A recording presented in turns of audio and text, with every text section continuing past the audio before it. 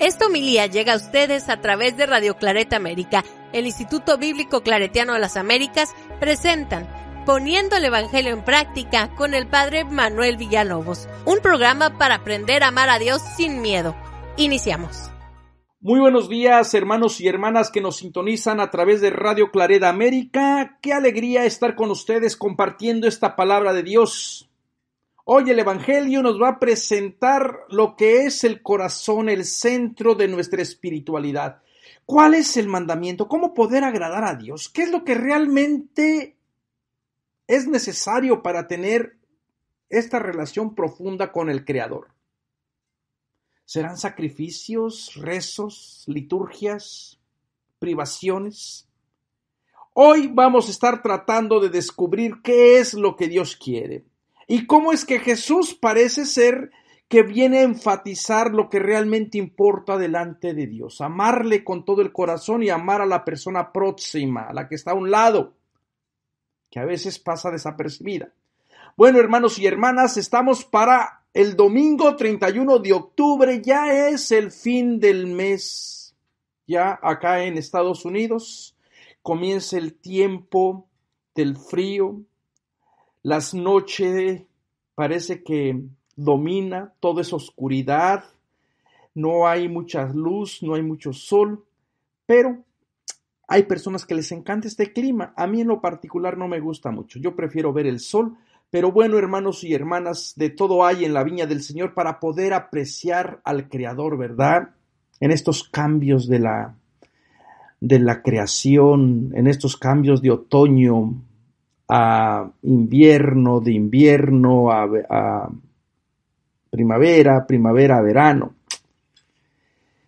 Así que hermanos y hermanas, vamos a ponernos en la presencia de Dios. Quiero que cierres tus ojos, quiero que te concentres, quiero que escuches atentamente lo que Dios te está pidiendo hoy en ti. Le abras tu corazón a Dios, le des gracias por la vida, le des gracias por seguir adelante. Yo particularmente quiero darle gracias a Dios por otra semana más de vida. Una semana con muchos problemas, muchas dificultades, pero seguimos adelante. Y también quiero seguir pidiéndole a Dios por la salud de mi amigo Toño Carrillo. Señor Jesús, te pedimos que le cuides, que le llenes de tu paz, que en los momentos que se sienta solo, le hagas sentir tu presencia como una suave brisa, que sea tu bendición como un bálsamo para que recupere la salud y te siga bendiciendo, te siga dando gracias por el don de la vida.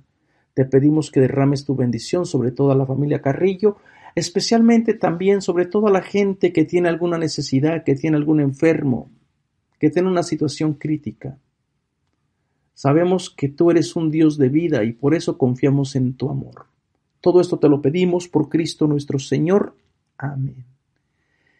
Ya también con estos evangelios nos estamos acercando prácticamente al fin de nuestro año litúrgico y por ahí nos van a ir empujando las lecturas.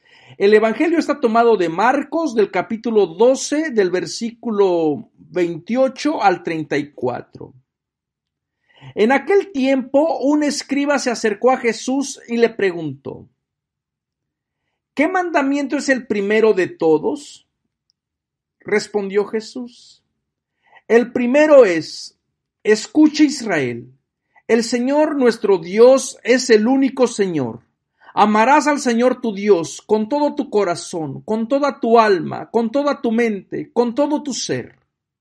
El segundo es este: amarás a tu prójimo como a ti mismo. No hay mandamiento mayor que estos.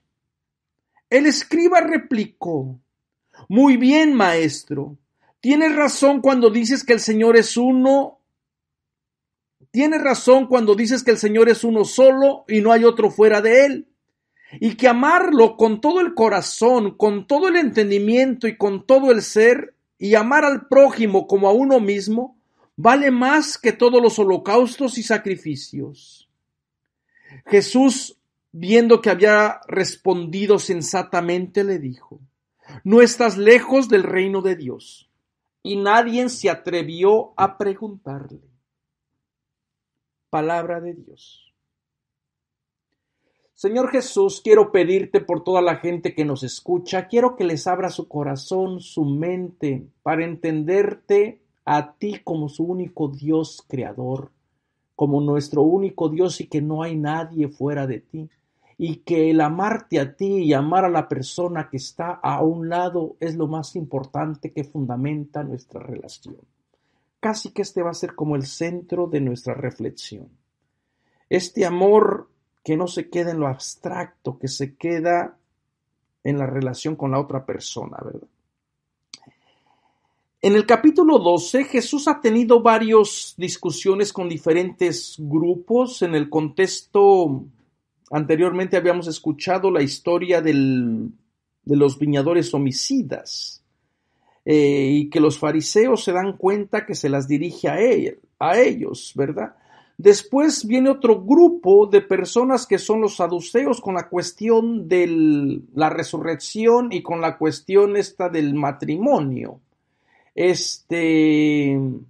Y después viene este grupo también de los escribas. Entonces, como que todo este capítulo aparecen las controversias, aparecen las dificultades en diferentes ámbitos. ¿Qué hacemos ante tanta dificultad a veces que nos encontramos, ante tanta controversia? ¿Vale la pena estar luchando contra tanta controversia? ¿O hay que escuchar bien nuestras batallas? Porque no podemos estar respondiendo a todas las controversias que aún existen. Hay personas que parece que utilizan la Biblia para causar controversia. Y me refiero a las personas que a veces utilizan la Biblia de una manera apologética para decir yo tengo la razón y tú no, y te voy a contestar con este texto y te voy a contestar con el otro. Y hay otras personas que también la pueden utilizar para escandalizar, para decir eso que tú crees no es cierto. Yo tengo como un principio de vida: si no voy a educarle, si no le voy a dar nada a la gente, no quitarle lo que ella cree. Porque a lo mejor sus pensamientos, sus creencias, es la única manera que tienen de conectarse con Dios. A lo mejor eso es lo único, la única experiencia que conocen de Dios.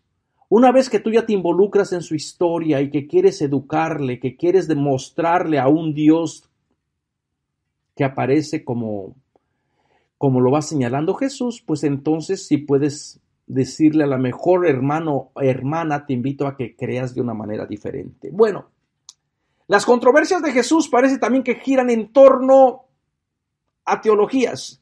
Y lo primero que tenemos que entender una cosa es que Jesús nunca dejó de ser judío. A veces la gente se le olvida este hecho.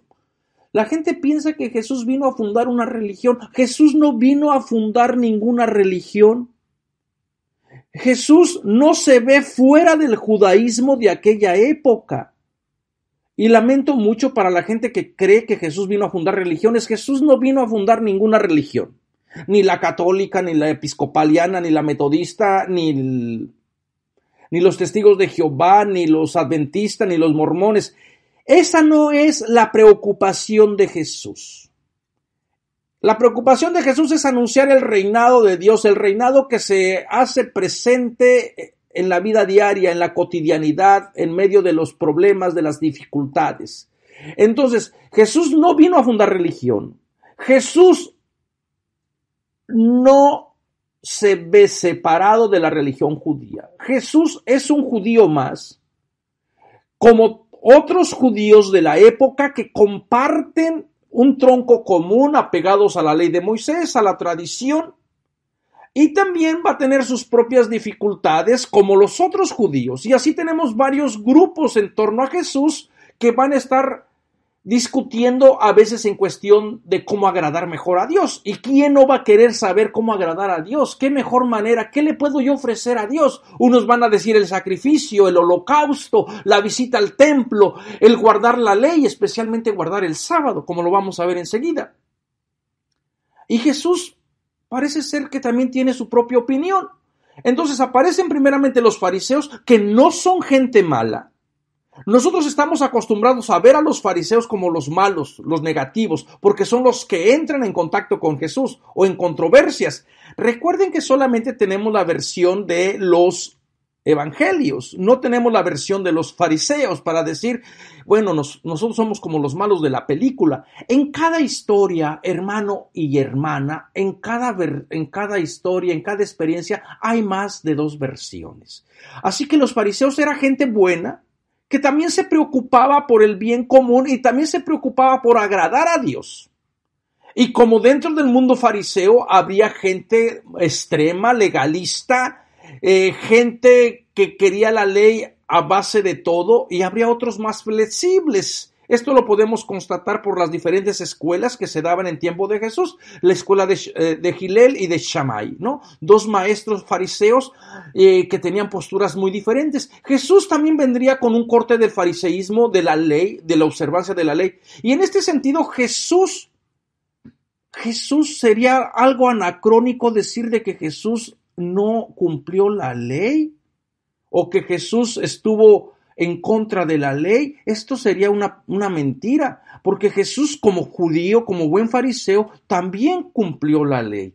Pero el cumplir la ley también permite cuestionar la ley, permite indagar, como lo está haciendo ahora este otro escriba, que no es de los fariseos, es del grupo de los intelectuales. ¿Cuál mandamiento es el más importante? Hermanos y hermanas, el preguntar, el indagar, el cuestionar o el reimaginar a Dios de otra manera no está prohibido. Esta es una manera de estar utilizando nuestra mente, nuestra inteligencia, para estar continuamente descubriendo cómo podemos encontrar a Dios, cómo podemos servirle. ¿Cómo podemos tener esta relación profunda de intimidad y acogida ante tantas voces, ante tantos dioses, ante tantas palabras, ¿verdad?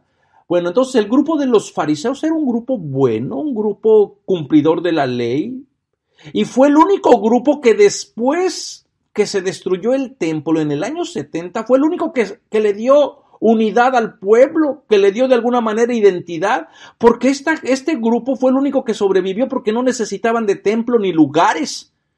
Solamente bastaba con tener la sinagoga, el lugar de la gente. Sinagoga significa la reunión, donde la gente se reúne, y allí poder explicar la ley, allí compartir la ley, ahí comenzar a dar las enseñanzas de la Torá, ¿verdad?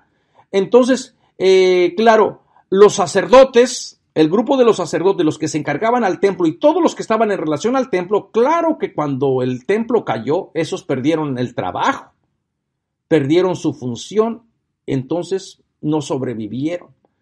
También tenemos el grupo de los esenios, y en algún momento por ahí estuvimos hablando del grupo de los esenios, especialmente cuando hablábamos de la figura de Juan el Bautista. Y otro grupo también que aparece, el grupo de los saduceos. Previamente a este evangelio tenemos un encuentro de Jesús con los saduceos. Incluso viendo cómo dice el texto, viendo cómo Jesús había dejado callado a los saduceos, se le acercó el escriba para preguntarle, ¿no? Como que nace de este contexto. Entonces los saduceos, ¿quiénes eran? La gente rica, la gente que le iba muy bien, y la gente que había relacionado o creado una teología de la prosperidad. Dios me ha bendecido porque soy bueno, porque cumplo la ley. Dios me ha llenado mi granero, mi cosecha, mis animales. Dios verdaderamente es bueno. Entonces, con toda esta teología de la prosperidad, pues este grupo, lógico, no va a creer en la resurrección. A la gente que le está yendo muy bien aquí, no quiere que le vaya mal en el más allá. Y entonces, para que no me vaya mal en el más allá, mejor aniquilo el más allá, que no existe el más allá. Bueno, los saduceos parece que van con este tipo de creencias, no creen en el más allá, creen en el más acá, para que les vaya muy bien, para que sigan gozando, para que sigan explotando, y todo con el beneplácito de sus creencias de Dios. Y por otro lado tenemos a los escribas, que eran los que conservaban toda la tradición escrita y oral, ¿verdad? Que la que ponían por escrito. Y los escribas era gente educada. Lamentablemente tampoco hay mucha gente. Se cree que solamente el 3% de la población sabía escribir y leer. Mucha gente cree incluso que Jesús ni siquiera sabía leer y escribir, porque los campesinos de aquella época muy pocas oportunidades tenían de tener este oficio. Y bueno, para la gente que es mexicana, saben esta canción que dice que las letras no entran cuando se tiene hambre. La cultura también es poder, es privilegio. El tener acceso a una universidad, el tener acceso a un buen curso, incluso de Biblia, sigue siendo un privilegio de unos cuantos. Por eso es que nuestra misión es traerles cursos en el IBICLA. Por cierto, vamos a tener un curso buenísimo, vamos a tener 2 cursos buenísimos con profesores de primera calidad, que les invito a que visiten nuestra página de www.ibicla.org y aprendan allí los diferentes cursos que vamos a ofrecer, comenzando el miércoles 1 de noviembre, 6 miércoles vamos a tener a Jesús y el dinero. ¿Cuál era la actitud de Jesús con el dinero? ¿Y qué tiene que ver esto? Porque también hay otra vez esta teología de la prosperidad que piensa que Jesús quiere más al que más tiene o al que más da, ¿verdad? Y este curso lo va a impartir mi gran amigo, el profesor catedrático de una de las mejores universidades de España, la Universidad de Córdoba. Todo una eminencia, de verdad yo le tengo mucho respeto a Jesús Peláez. Él va a ser el que va a dar este curso. Lamentablemente lo va a dar en un horario no muy favorable para nosotros. Va a ser del mediodía a las 2 de la tarde, tiempo de Chicago, pero para otra gente a lo mejor es un curso, para España va a ser una hora muy apropiada, que va a ser como a las 6 de la tarde, de 6 a 8. Así que bueno, después la gente que nos quiera ver y quiera ver estos cursos los vamos a estar grabando y los vamos a estar subiendo en nuestro canal, así que ya saben, si ustedes quieren saber cuál era la actitud de Jesús y el dinero, ahí tienen este curso. Y después vamos a tener otro curso que ya les vamos a avisar más adelante para no darles toda la información de momento. Así que, hermanos y hermanas, el tener acceso a la universidad, el saber leer y escribir siempre es un privilegio. Así que este escriba pertenece a una clase privilegiada, a una clase de gente que tiene acceso a la ley e interpretar la ley y con razón. Probablemente su pregunta está bien orientada, bien centrada. El hecho de que una persona no sepa leer y escribir no quiere decir que la persona sea ignorante. La manera de entender nosotros sabiduría no es la misma como se entiende o como se entendía en el mundo bíblico. Una persona probablemente no sabía leer y escribir y era considerada sabia, porque sabia no es la persona que acumula conocimiento o de diferentes materias, sino una persona que sabe regirse, sabe comportarse, sabe temer a Dios, sabe practicar justicia. Jesús es un sabio, no cabe ninguna duda. Todas sus enseñanzas son sabias. Esto no implica que Jesús sepa leer o escribir, ¿verdad? Muchos abogados saben leer y escribir, saben la ley y todo, pero desde el punto de vista bíblico no serían las personas sabias, porque son corruptos, porque saben cómo torcer la ley para su propio beneficio, para seguir encarcelando a la persona justa. Bueno, entonces estos diferentes grupos coexisten y entre ellos la pregunta del millón: ¿cómo poder agradar a Dios? ¿Cómo poder agradar a Dios? ¿Qué es lo que realmente debo hacer para que Dios esté contento? Recuerden que todavía no han avanzado bastante las teologías en cuestión. Si hasta el día de hoy todavía nuestra preocupación es cómo agradar a Dios, como si a Dios le tuviéramos que agradar. Dios no necesita de ti. Nosotros necesitamos de Dios. Dios no quiere ni tus rezos ni tus plegarias. Dios no quiere ni que le prendas velas o que le hagas misas o liturgias. Dios no necesita de eso. Y a lo mejor ustedes se pueden espantar. Y bueno, ¿y por qué le seguimos pidiendo? ¿Por qué seguimos haciendo esto? Porque esto nos recuerda que somos nosotros quienes necesitamos de Dios. Somos nosotros. Cuando yo pido salud por un hermano, por una hermana, no es porque le esté diciendo a Dios cómo hacer su cosa. Yo tengo la confianza de que Dios conoce, que Dios cuida, que Dios bendice, porque Dios nos ha creado por amor y Dios quiere lo mejor para su pueblo. Lo único que le hago, Diosito Santo, míranos cómo estamos. Estas son las plegarias de vernos, de humillarnos con un corazón contrito y humillado. Por eso es que la gente en la Biblia a veces se ponía sayal, se ponía una ropa áspera, se rapaba el pelo, se echaba ceniza para decir, Señor, mírame, quiero llamarte la atención, recuerda que tú me amas y recuerda que este amor que tú me tienes no vas a permitir que me siga yendo mal. Esto entonces, estas maneras de pensar a Dios, a lo mejor a la gente le pueden espantar. Pero ¿acaso si un Dios necesita de ti, entonces ya no sería Dios? Lo convertimos en un ídolo. Y hoy el primer mandamiento es no hagas ídolos. No hagas ídolos. ¿Qué mandamiento es el primero de todos? Esta es la gran pregunta que circulaba en el mundo bíblico dentro de los diferentes grupos. ¿Cómo poder agradar a Dios? Bueno, agradamos a Dios por medio de la ley. ¡Ay, qué bien! La ley es un regalo que Dios le dio al pueblo. La ley les va a enseñar cómo relacionarse, cómo cuidarse, cómo protegerse, cómo tratarse entre ellos mismos, entre la otra gente, cómo practicar justicia. La ley estuvo muy bien. Lamentablemente, cuando la gente le dio tanta importancia a la ley, se fueron olvidando del dador de la ley. Y fueron absolutizando la ley, fueron aplicándola a tal extremo, que es ahí donde Jesús va a entrar en controversia.